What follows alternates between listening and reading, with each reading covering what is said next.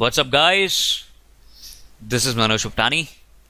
I welcome you all on behalf of the Edupedia world. So, we have been discussing in my last presentation some of the relevant topics relating to corporate governance and audit committee. And I'm sure that by now you guys must have provided the complete attention towards revision aspect. You guys must have revised the topics which were covered in our last presentation by now. If in case you haven't done that, do not forget to first of all revise that. Perfect, guys. Fasten up the seatbelts. We are about to take off with the first topic of the day, and that will be the role of audit committee as per clause 49(2) subclause D as of listing agreement. This question was asked in CA final RTP of one of the attempts. So, what is the role of audit committee? Let's understand that. So guys, the role of audit committee in this particular segment will be divided into four major aspects. Number one, with internal audit, that is internal control. Next is external audit. The third one will be financial reporting. And finally, the other segments. So what is the role, what is the duty of audit committee with respect to each and every aspect of these four? Whether I'll talk about internal audit, whether I'll talk about external audit, whether I'll talk about financial reporting, or finally with others. There is some of the duty, okay, there is some of the role which audit committee usually plays with each four of them. Okay, let's mark the beginning with first of all internal audit in order to understand the kind of role that is exceptionally required over here.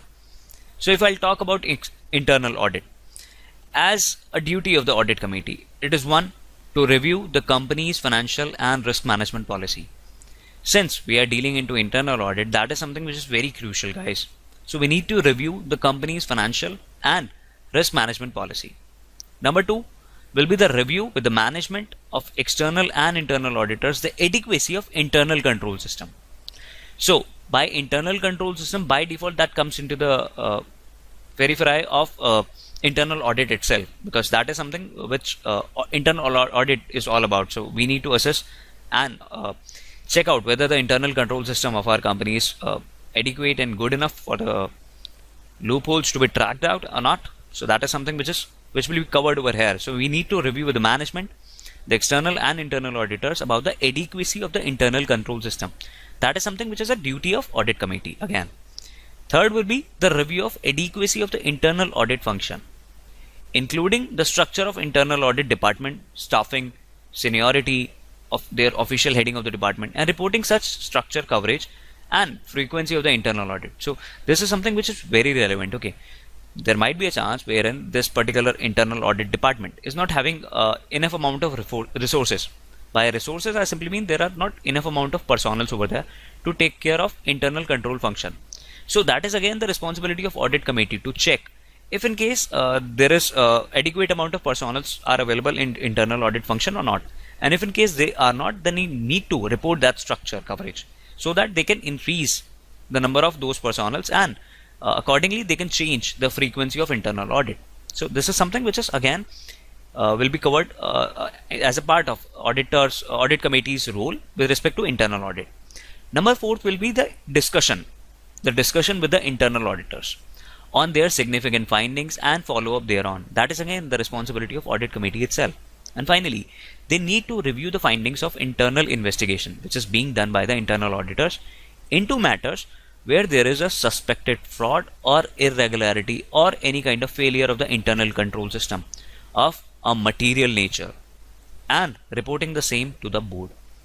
All these aspects will be covered under internal control or internal audit as a role or responsibility of audit committee. So all these things will be covered under internal control or internal audit. That is number one.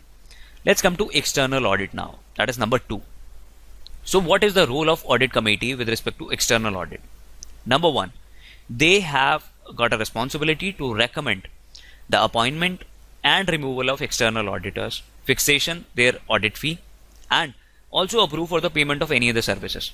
It is the audit committee who recommends that this CA firm or that CA firm is going to be appointed, or this earlier CA firm is not working in a better way, or there is a cooling off period. So now there needs to be a change in the external auditor. So they are the ones who will be taking care of the appointment as well as removal of external auditors. They are the persons who will be taking care of the fixation of the audit fee. So they need to recommend that. Number two, they need to discuss with the external auditors before the audit commences on the nature and scope of the audit, as well as they need to have a post-audit discussion to ascertain any area of concern, whether there is some kind of irregularity which is being going into the company, whether there is some kind of mismanagement, there is some kind of misreporting. So they need to have the discussion with the external audit team. They need to have the discussion before the audit commences. Why? Because they need to ponder and fix upon the nature and the scope of the audit, and as well as post-audit discussion, because they need to ascertain that if there is any area of the concern or not. So this will be the role of audit committee with respect to the external audit. Moving on to now the financial reporting part. That is the third area aspect wherein there will be a role of audit committee. So what is the role of audit committee with respect to the financial reporting?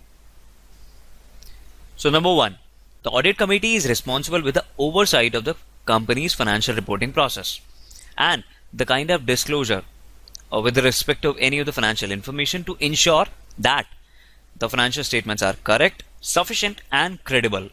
That is something which is a responsibility of the audit committee to take care.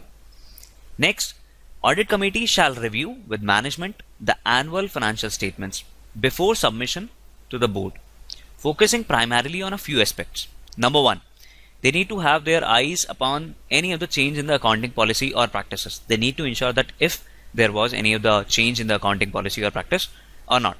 Next, they need to have a clear idea about the major accounting entries based on the exercise of judgment by the management. That is something which is extremely crucial. Number three, they need to have into their base with respect to any of the qualifications with respect to the draft audit report.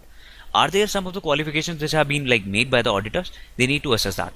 Whether it was an unqualified one, it's perfectly cool. But if in case there was a qualified opinion with respect to the modification, adverseness or disclaimer report, so they need to assess that first of all. Next, they need to review any of the significant adjustment which has been made arising out of that audit. Again, they need to consider the going concern assumption, because that is something which is very crucial as far as the longevity of the business is concerned. Then they need to assure about the compliance with the accounting standards. So whether the financial statements duly comply with the accounting standards or not. Again, they need to have the compliance, check the compliance with the stock exchanges and legal requirement concerning any of the financial statements. And finally, they need to review all the related party transactions. All these things will frame a part of financial reporting role for audit committee itself over there. So if in case I'll have to briefly tell you up regarding this thing. So that is something which is with respect to any of the audit committee and its role relating to the financial reporting. So they'll have the oversight on the company's financial reporting process, and they need to have that kind of disclosure of the financial information to ensure that the financial statements are correct, sufficient and credible. And while reviewing any of the management annual financial statements before submitting to the board, they need to focus primarily on a few aspects. And finally, I'll end up the role of audit committee with others. So what all other things that an auditor, the audit committee needs to take care of. So the audit committee guys shall review with the management. What? Number one, the statement of the uses and application of the funds which they raise through the public, preferential issue or right issue. So they need to have this there cleared with them. Okay. So what was the application of the or use of the funds was being done for the money which the company raised through any of the public issue or right issue or preferential issue. So they need to review the same with the management. Number two, they need to review the statement of the funds which are utilized for the purposes other than those which are stated in the offer document, prospectus, notice or any other area. Let's suppose you as an IPO, you stated out in that offer document that we'll be utilizing this amount for this so purpose. But if in case somehow the things didn't worked out accordingly well as planned, so the company utilized those funds for some of the other purposes. So in that particular case, you need to have the review with the management about the statement of the funds which were being utilized for the purposes other than those stated in the offer document, prospectus or notice. Number three, they need to review with the management about the report which is being submitted by the monitoring agency monitoring the utilization of the proceeds of public and right issue. making appropriate recommendations to the board to take up such steps in the manner which is being best feasible for the company. So that is something with relation to the review with the management. Now, if I'll talk about something related to audit committee in its own behalf, so they need to look into the kind of reasons for substantial defaults which are being made in payment of depositors, debenture holders, shareholders, if any, in case of there would be a non-payment of dividend declared or creditors. So they need to look into the kind of reasons for those substantial defaults which are being made. That is again the responsibility of audit committee itself. And then they need to review that if the functioning of the whistleblower mechanism is going on fine in the company or not, and if in case there is some of the discrepancy in that, so they need to have the discussion with the management done on that behalf. And finally, if I'll talk about the conclusion of the other part with respect to the role of audit committee, so they need to carry out any other function which is being as mentioned with the terms of their reference as an audit committee. So this was the holistic kind of picture. These were the primarily all the examples which I briefly narrated to you with respect to the role and duty of audit committee with each of these departments, be it internal control and internal audit function, be it external audit, be it financial reporting, be it others. That is something which I provided to you in complete totality. I hope you guys got the complete clarity with respect to each and every topic that we shared and made you understand with this. Perfect guys, let's move towards the next topic, and this will be about the duties of statutory auditor vis-a-vis with verification of the compliance with clause 49 subclause 2 of the audit committee. So what are your duties as a statutory auditor with respect to any of the verification of the compliance for clause 49 audit committee? So what do you need to assess? Okay, I'll tell you about this particular stuff in 4 major segments. Number 1, composition. Number 2, committee meetings. Number 3, function of that committee. And finally, AGM. Okay, so let's start with the kind of duty in order to make you analyze about your duty as a statutory auditor. First with composition. Okay, so guys, you as an auditor should first of all ascertain from the minutes book of the board meeting. You'll need to check that minute book of the board meeting that whether a qualified and independent audit committee is set up or not. Number 1. Number 2, you need to check the members. You need to check whether there are minimum of 3 members or not. Remember, I just shared with you in the first slide of that first presentation of ours. So you need to assess, number 1, whether a qualified and independent audit committee was set up or not, and if in case it was set up, it has minimum 3 members in it or not. Number 2, you as an auditor shall ascertain that whether 2/3 of the members of those audit committee are independent directors or not, and whether all the members of audit committee are financially literate and at least one member has accounting and related financial management expertise. This is something which I did told you in my first presentation relating to this chapter, that there should be at least 3 members, 2/3 of those members should be independent directors, and all the members of the audit committee shall be financially literate. By financially literate, I simply mean they need to have the basic idea and understanding of how to read and understand the basic financial statements, and at least one member should be there who should be having the ample amount of accounting and financial management expertise. So you as an auditor need to first of all ascertain that whether there are at least 3 members, and next whether at least 2/3 of those members of the audit committee are independent directors, and whether all the members are financially literate, and at least one member is having accounting and relevant financial management expertise or not. This is something which you need to evaluate and ascertain on your working with respect to the composition part. Next will be that the auditor shall ascertain whether the chairman of the audit committee is an independent director or not. This is again with something related to one of the first presentations. So there has to be one thing, that the chairman of the audit committee is an independent director. So you need to ascertain that as an auditor. And next will be that you should check whether the terms of reference of the audit committee have been suitably framed, mentioning the mandatory powers specified under clause 49(2) subclause C and delegated or vested upon that committee or not. So this is something about your duty as an statutory auditor with respect to the composition part. Okay, you need to ascertain from the minutes book about the minimum members of the audit committee. You need to ascertain about the members being independent directors. you need to ascertain whether the chairman of the audit committee is independent director, and you need to check whether the terms of the reference of the audit committee have been suitably framed, mentioning the mandatory powers or not. Perfect, guys. I hope that's extremely clear to you, each one of you. Let's move towards the committee meetings now. So again, that is something which I did discuss with you in the first presentation itself. So you need to review as an auditor about the committee meetings. So whether the committee has like met at least 4 times in a year, and not more than 4 months have elapsed during between those 2 meetings or not. This is something which should be done and evaluated and verified by the auditor at the first go with respect to the meetings, committee meetings. Number 2 will be that the auditor should ascertain from the minutes book of the audit committee that whether the quorum, which I told you up in my last presentation, that is 2 or 1/3 of the members of the audit committee, whichever is higher, with minimum of 2 independent directors, was present in that meeting of every audit committee or not. That is something which you have to evaluate as an auditor with respect to the committee meeting and quorum. Number 3, that the auditor should also ascertain that whether there is a practice of inviting the executives in the audit committee meetings, and they should further, as an auditor, you should further ascertain that from the minutes book of the audit committee whether such executives did attend the audit committee meetings or not. This is something which is extremely required as an auditor for you to assess that. Next will be about the ascertainment of from the minutes book relating to the audit committee whether the finance director, the head of internal audit department, the representative of the statutory auditor, whenever required, was present as an invitee in that meeting of audit committee or not. So this was something related to your duty, your responsibility as an auditor with respect to the verification of the compliance of clause 49 subsection 2 audit committee.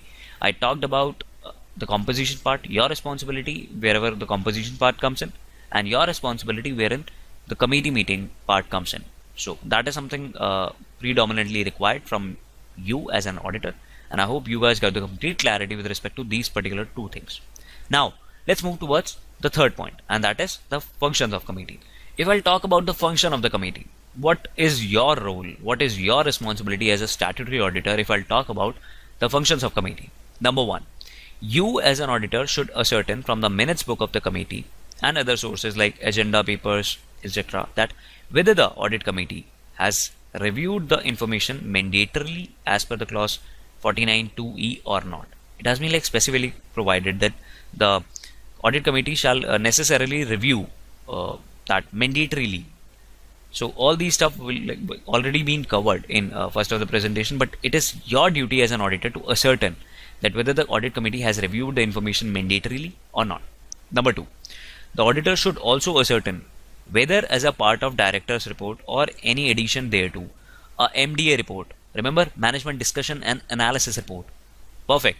Management discussion analysis report forms part of the annual report to the shareholders.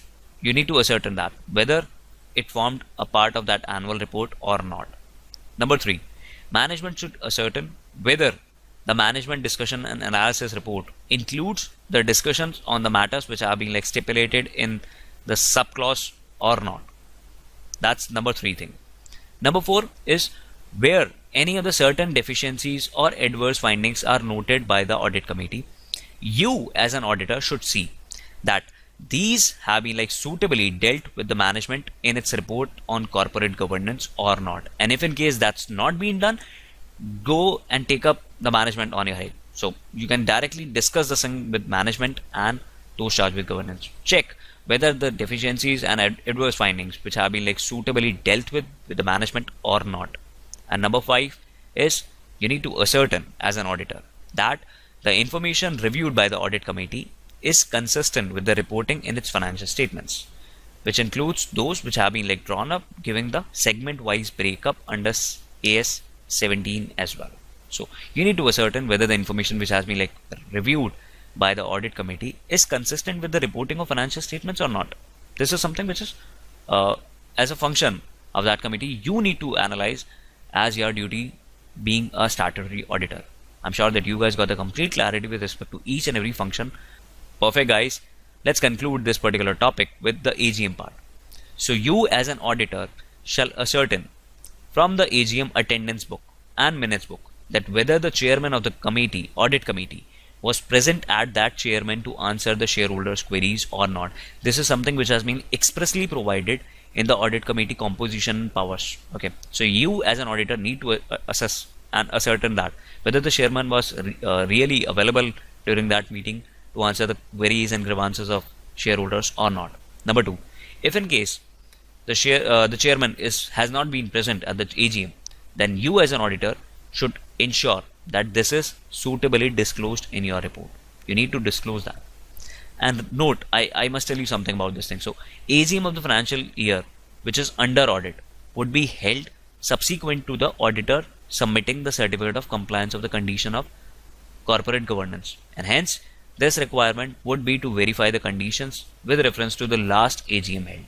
So I am talking about the last AGM held, because by the time you will provide this AGM will be like already completed. So I'm talking about the last AGM in that particular case. So this is something with respect to your duty as an auditor vis-a-vis the verification of compliance with clause 49 subclause 2 of audit committee, your function of committee and the AGM part. I have hope that this topic is extremely clear to each one of you. Perfect guys, let's conclude this presentation with the last topic of the day, and that will be about the role of statutory auditor vis-a-vis the audit committee. So what is your role as a statutory auditor with respect to the audit committee now? So guys, as an auditor, you can contribute significantly in assisting and advising the audit committee, which usually has to be done at the request of audit committee itself. So particularly you'll be able to provide them and assist and advise them in improving the corporate governance, the oversight of financial reporting process, the implementation of the accounting policies, practices, compliance with accounting standards, strengthening their internal control system with regard to any of the financial reporting and reporting processes. It is you as an auditor who can contribute significantly in assisting and advising the audit committee in various areas. So that is your role as an auditor with respect to any of the audit committee. Number two, the auditor, that is you would devote substantial professional time of yours in assisting the management and audit committee to enable them to discharge their functions effectively, and in certification of the requirements of corporate governance. This is something which you need to do as a auditor, as a statutory auditor. That needs to be done from your end. And finally, if in case it happens to be a case wherein you as an auditor have to bear in mind that your role is not to drive the corporate governance directly. Remember that as an auditor, the auditor doesn't has to bear this thing in mind, that his role is not to drive the corporate governance directly. All you need to do is, it is the management responsibility for ensuring the same. You play a very significant but supportive role in assisting the management for ensuring better standards of the corporate governance. You can guide them up, you can provide the recommendations to them, but it is their final call to whether implement the same or not. So it is the management's responsibility to ensuring the same, but you would play a significant but supportive role in assisting the management with ensuring the better standards of corporate governance. So that is your role as a statutory auditor with respect to the audit committee. I hope that's pretty much clear to each one of you guys. Perfect guys, with this I'll conclude with a dose of motivation, and that would be just like a turtle, we only make progress if we stick our neck out. Perfect. With this, I'll say thank you on behalf of the Edupedia world. Keep interacting by our questions, queries in YouTube comment boxes. I love to solve each one of your queries and grievances. Do write to us. We'll be humbled with that fact. Stay connected. That will help us in understanding your needs way, way, way better.